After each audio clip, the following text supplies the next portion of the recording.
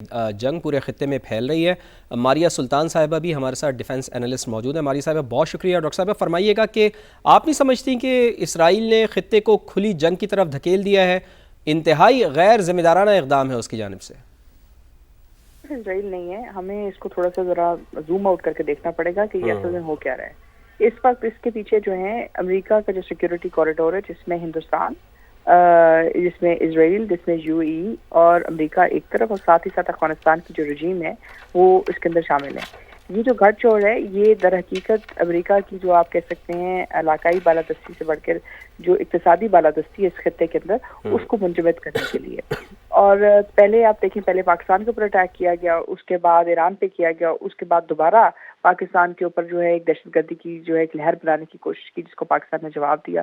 फिर इस हमले से पहले, ईरान के हमले से पहले, उन्होंने फिर अफगानिस्तान ने आपके ऊपर अटैक किया, आपने उसका काउंटर अटैक किया है। लेकिन इस वक्त इंडिया की जो फोर्सेस हैं, एयरफोर्स वो नॉर्थ में भी जमा है, वो एयर एक्सरसाइजेस कर रही है, और इसी तरह साउथ में भी जो है आपके पास नेवल शिप्स जो है मिलिट्री एक्सरसाइजेस कर रही हैं। इसके साथ साथ अमेरिका ने अपनी जो शिप्स हैं उनको मूव किया बहराए अरब में। ये मतलब आपके सामने नजर आ रहा है। तो ये सारी जो चीजें हैं वो इस बात की जो है बड़ी वाजे जो है निशानदेही है कि ये आप सोची समझी एक इक्वेशन के तहत मूव करें। और इसमें अगर अमेरिका की बेसिस यहाँ से मूव आउट करती हैं, जो यकीनी तौर पे करेंगी, बिकॉज ये पॉसिबल नहीं है क्योंकि छोटे छोटे मुल्क हैं गल्फ के, और जो रीजनल जो अलायंस है उसके अंदर एक बहुत बड़ा फर्क आ रहा है। यूएई के बाद तो ये फर्क बड़ा ज्यादा नुमाया हो रहा है। यूएई उनके लिंचपिन है। ईरान ने अभी यूएई के ऊपर ज़ाहिर रिस्पॉन्ड बैक किया है, अबू धाबी भी अंडर अटैक आया है, उनकी अमेरिका की मिलिट्री बेस भी वहाँ अंडर अटैक आई है। अब ईरान अगर इसको एक्सपेंड करता है तो फिर अमेरिका जो अपनी जो बेसिस हैं उनको शिफ्ट करेगा इंडिया के अंदर, क्योंकि जो इनके इंटरऑपरेटेबल एग्रीमेंट्स हैं जिसपे कमकासा, लीमा, बीका, ये जो जितने थे जो एग्रीमेंट्स इनकी हम बातें करते आ रहे थे, ये सारे के सारे अमेरिकन फोर्स को इंटरऑपरेटेबल फोर्स कर देंगे। और असल मसला इस वक्त होगा कि जो हिंदुस्तानी हैं वो जो है हर अव्वल दस्ते का किरदार अदा करेंगे फॉर ग्राउंड ट्रूप्स, क्योंकि इस वक्त सारी एयर स्ट्राइक्स और मिसाइल स्ट्राइक्स हैं, इनके पास ग्राउंड ट्रूप्स नहीं है। ग्राउंड ट्रूप्स ना ईरान का मुकाबला कर सकते हैं, ना पाकिस्तान का मुकाबला कर सकते हैं, ना सऊदी अरेबिया का कर सकते हैं। तो जो लैंड अपनी जो इनकी ग्राउंड ट्रूप्स को इक्वेशन को मुकाबला कर सकते हैं वो हिंदुस्तानी है। लेकिन हिंदुस्तान का सबसे बड़ा चैलेंज ये है कि हिंदुस्तानी फौज ने आज तक पैदल जंग नहीं लड़ी है, तो ये हिंदुस्तान से बाहर जाके जंग लड़ना इनकी बस की बात नहीं है। अच्छा, मारिया सुल्तान साहिबा ये कहेगा कि जैसे ईरान की जानिब से मुख्तलिफ हमले किए जा रहे हैं, ईरान की जानिब से अबू धाबी पर हमला किया गया है, ईरान की जानिब से यूएई पर हमला किया गया, दुबई पर हमला किया गया है, अब इन ममालिक का मुमकिन तौर पर जो रद्द-ए-अमल है वो ईरान की जानिब क्या हो सकता है आपके ख्याल से? उनके पास तो कोई रद्द-ए-अमल नहीं हो सकता। ये तो एक सिक्योरिटी पार्टनरशिप का हिस्सा थे। देखें, जब आप एक किसी पार्टनरशिप की अलायंस का एक हिस्सा बनते हैं, और यूएई तो जो है अब्राहम अकॉर्ड्स का एक तरह से आप कह सकते हैं मरकज है, और यूएई जो है फाइनेंशियल सपोर्ट दे रहा था अमेरिका को, फाइनेंशियल सपोर्ट दे रहा था हिंदुस्तान को।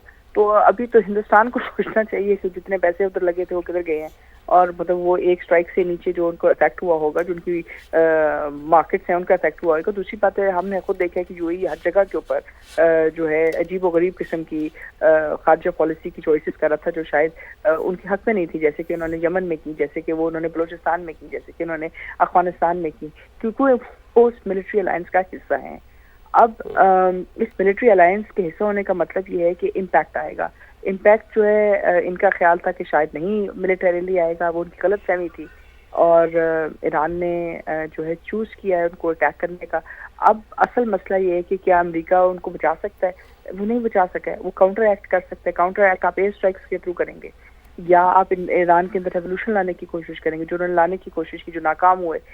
सो इस वक्त सिचुएशन थोड़ी सी मुश्किल है। जंग का सबसे बड़ा मसला ये होता है कि आप जंग शुरू कर सकते हैं, लेकिन जंग का जो जवाब और जो रद्द अमल जो साइकिल होता है वो दूसरी तरफ के जवाब से होता है, और वो जो जवाब है वो ईरान ने उसका नहीं दिया, और ना ही पाकिस्तान ने वैसे दिया जैसे कि ये समझ रहे थे।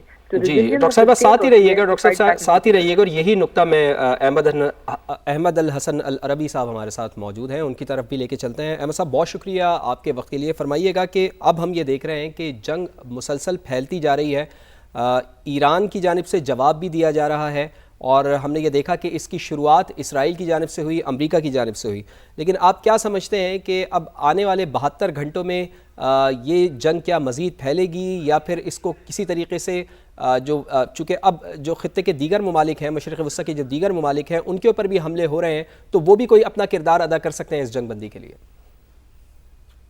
جی دیکھیں، اب تو پورا ریجن اس جنگ کے اندر اس طریقے سے انوالو ہوا ہے، جس طریقے سے ایران میں نیوز آ رہی ہیں کہ کویت اور پھر بحرین اور یو ای کے اوپر جو خبریں اس وقت انٹرنیشنل میڈیا رپورٹ کر رہا ہے، اور اس سارے کانٹیکس میں اگر آپ دیکھیں تو سچویشن یہ جو ساری اس وقت تک جس طریقے سے چیزیں انفولڈ ہو رہی ہیں، یہ ٹو سم ایکسٹینٹ اس وقت اٹ واز پریڈکٹیبل. اب سے 4-5 دن پہلے جس طریقے کا ملٹری بلڈ اپ ہو رہا تھا، یہ بات واضح طور پہ نظر آ رہی تھی کہ مذاکرات جب تھوڑے سے سسٹینیبل جو سولوشن اورینٹڈ ہونا شروع ہوں گے تو اسرائیل اس کو سپوائل کرنے کی کوشش کرے گا. ایگزیکٹلی وہی ہوا، اسرائیل نے اٹیک کیے. ایران کی جو ریٹیلیشن تھی وہ بہت سوئفٹ تھی، within half an hour to 45 minutes Iran نے اسرائیل کے اوپر اٹیک کیا اور پھر امریکن بیسز کو بھی ہٹ کیا. تو اس ساری سچویشن میں یہاں تک تو ابھی تک چیزیں پریڈکٹیبل تھیں، لیکن اگلے 24 گھنٹوں میں یہاں سے چیزیں کس طرف جائیں گی وہ انچارٹڈ واٹرز ہیں. جہاں تک انالیسس کا تعلق ہے، یہاں سے 2 راستے نکلتے ہیں. ایک راستہ یہ نکلتا ہے کہ سرجیکل اسٹرائکس والا جو یہ چل رہا ہے پروسیس، کیونکہ اب سے پہلے 2 سالوں میں تیسری دفعہ یہ ہوا ہے کہ اسرائیل نے ایران پہ اٹیک کیا، ایران نے اسرائیل پہ اٹیک کیا، اور پورے خطے کے اندر جو ہے وہ مثل اسٹرائکس وغیرہ ہوئی. تو یہ 3 دفعہ پہلے بھی، یہ تیسری دفعہ ہوا ہے پچھلے 2 سال میں. تو یہاں سے ایک راستہ تو یہ ہے کہ اس کے بعد سارے ممالک آپس میں بیٹھیں گے، پریشر آئے گا اور پھر ایک ڈپلومیٹک سولوشن کی طرف چیزیں چلی جائیں گی، اور امریکہ کو ایک ایکویژن مل جائے گی کہ وہ یہاں سے ایک اسٹیپ بیک لے لے. یا پھر دوسری آپشن یہ ہے کہ ایک فل فلیج آل آؤٹ وار ہوگی، جو کہ پھر پورے خطے کو، پورے ریجن کو، انفیکٹ پوری دنیا کو اپنی لپیٹ میں لے گی. کیونکہ یہاں پہ اگر ایک فل فلیج وار کی طرف آپ جاتے ہیں تو پھر رشیا بھی انوالو ہوتا ہے، پھر چائنا بھی انوالو ہوتا ہے، پھر ملٹیپل اینگل ہوتے ہیں اس کے.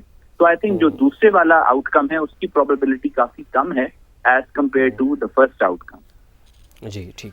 احمد صاحب ساتھ ہی رہیے گا. عبداللہ حمید گل صاحب نے بھی ہمیں جوائن کیا ہے. عبداللہ صاحب آپ کا بھی بہت بہت شکریہ. جس طرح احمد الحسن العربی صاحب فرما رہے تھے کہ ابھی بہت سی چیزیں انفولڈ ہونا ہے، تو آپ کیا سمجھتے ہیں کہ اگلے 24 گھنٹوں میں چیزیں کہاں جائیں گی؟ کیا فل فلیج وار کی طرف جا رہا ہے یہ خطہ عبداللہ حمید گل صاحب؟ دیکھیں، فل فلیج وار جو ہے وہ تو میرے خیال میں اور کیا ہوتی ہے کہ اگر ابھی بحرین کے اوپر حملہ ہو گیا ہے، کویت کے اوپر ہوا ہے، اسی طریقے سے ابو دھابی پہ ہوا ہے، دبئی پہ ہوا ہے، اور ابھی سعودی عرب کے اوپر ہوا ہے، ریاض کے دارالخلافہ کے اوپر جو ہے وہاں بھی ریاض کے اندر حملہ ہوا ہے. تو فل فلیج تو وار جو ہے وہ I think already the war has وہ تو اب بریک کر گئی ہے وار.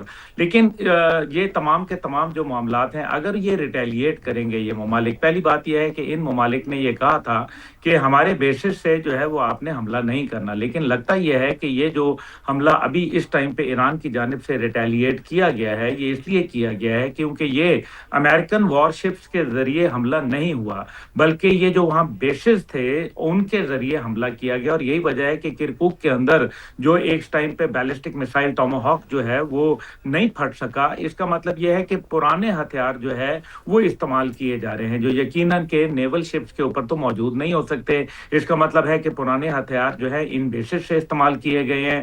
اور جو ایران نے اس ٹائم پہ جواب دیا ہے، میرے خیال میں جو تل ابیب کے اندر جواب دیا ہے، اور اس ٹائم پہ ان کا جو ڈیوڈ سلنگ سسٹم اور آئرن ڈوم سسٹم ہے وہ تو اس کو جو ہے میرے خیال میں نہیں روک. اس ٹائم پہ جو دھماکے سنے جا رہے ہیں وہ میرے خیال میں کافی انٹینس نوعیت کے ہیں.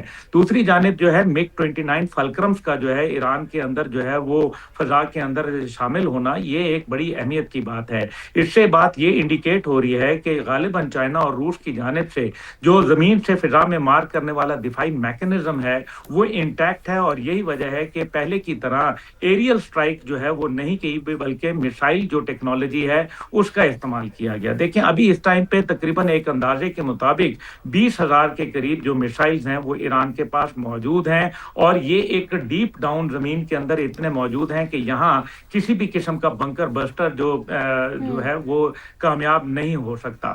دوسری جانب جو ہے وہ امریکہ کے معاملات ہیں. امریکہ